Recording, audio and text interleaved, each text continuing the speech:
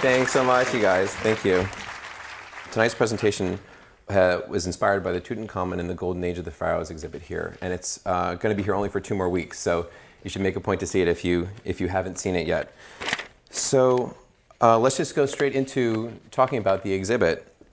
Written on the wall of the exhibit is this phrase: "To speak the name of the dead is to make them live again." And we're going to be honoring that tonight with an exploration of music and history.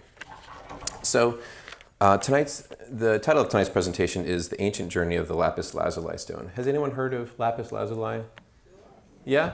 Okay, yeah, I hadn't heard of it before I went to the exhibit, so it was a revelation for me to learn about it. This is one of the pieces that's featured in the exhibit that has lapis, and lapis is a blue stone that's been used in jewelry for thousands of years. It's the large middle stone you can see in the middle of this piece, and there's pieces of lapis that are inlaid throughout.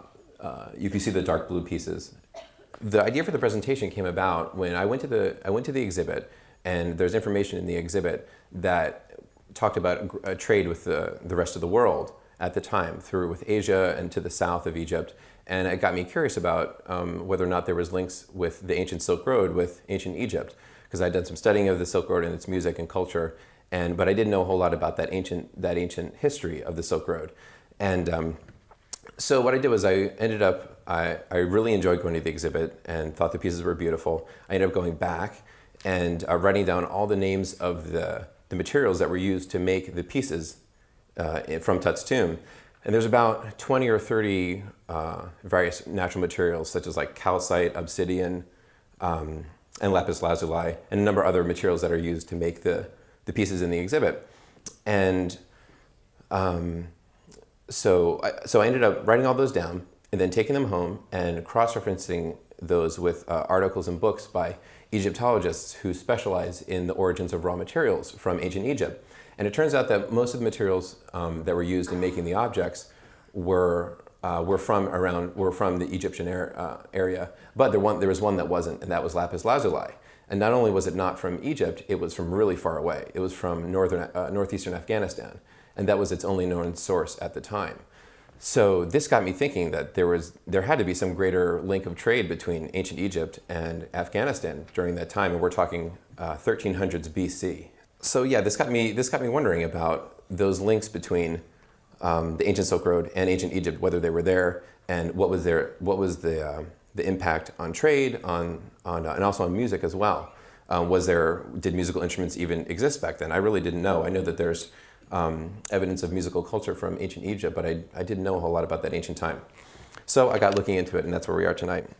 The lapis stone really symbolizes, it's had an amazing journey, and it symbolizes this important cultural development. If we think about it, over 3,000 years ago, the lapis stone was mined in a quarry in northeastern Afghanistan, traveled thousands of miles along what was the ancient Silk Road to get to ancient Egypt, was crafted into these amazing pieces, and then the two that we're going to talk about tonight were put away in Tut's tomb for over 3,000 years, for us to find them 100 years ago, and then now they're sitting over there.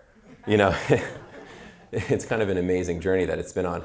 And what's interesting is that for everyone who's seen the King Tut exhibit, this story is not a story that's really known in the general public about the travel of this one material. And it's only one material in the exhibit, but it symbolizes such a vast time of history and an important development for culture along the ancient Silk Road and in ancient Egypt.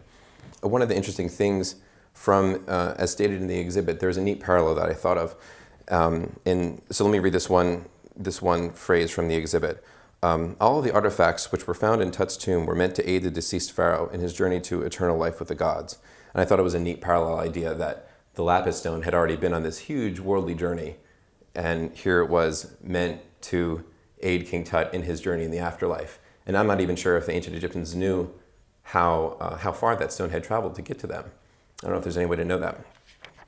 So let's talk about, let me just give you a brief explanation of the term the Silk Road. It implies both a historical time frame and also a region.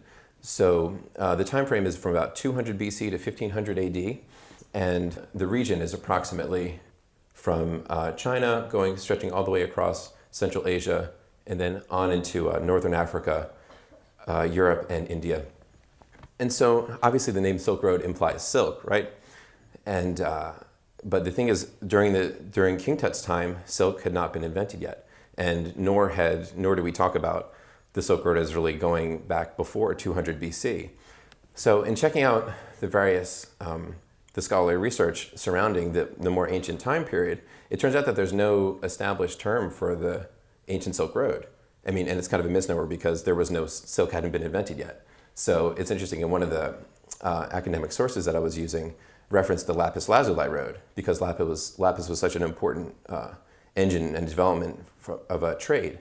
So I thought that was interesting, that lapis lazuli was a very important, significant material in the development of trade along the Central Asian trade routes, and we don't really know of it as being such. So how many people have heard of the Silk Road?